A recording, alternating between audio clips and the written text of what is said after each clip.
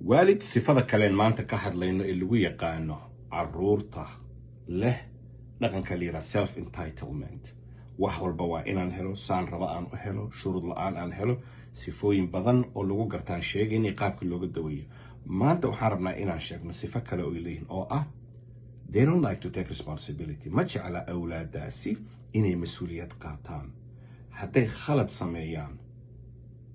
أنا خلط كالي أنا سميي وانكحو معي وانسحي كمسؤولوده دور صفوين بيليهن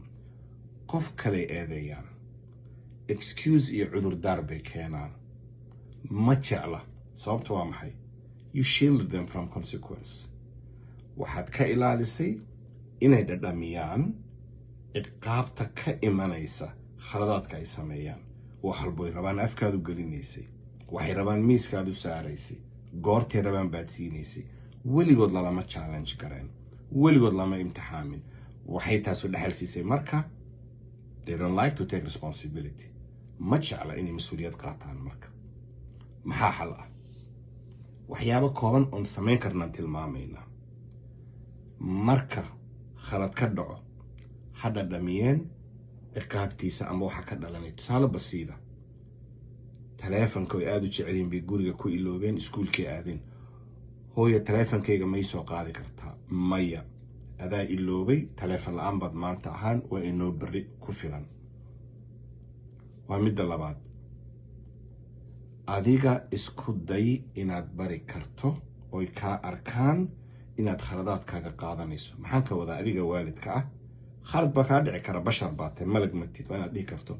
I'm sorry hortoodaad ku leh waan ka xumahay anaa khaladkaa sameeyey waan sixi doonaa bini aadan baanahay waan iloobay hadda kadib waan ka taxadari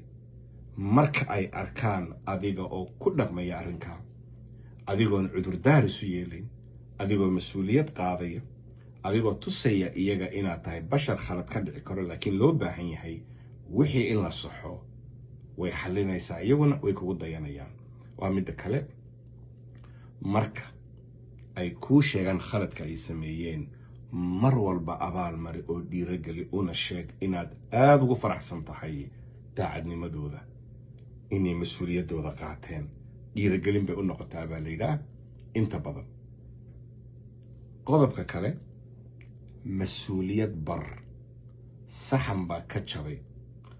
adigu ha nadiifin go clean it ku dheh adaa sameeyey soomaa khaladkan ciqaabtiisa ha dhadhamiyaan waxaa ka dhashay saxankanaa jebisay ururi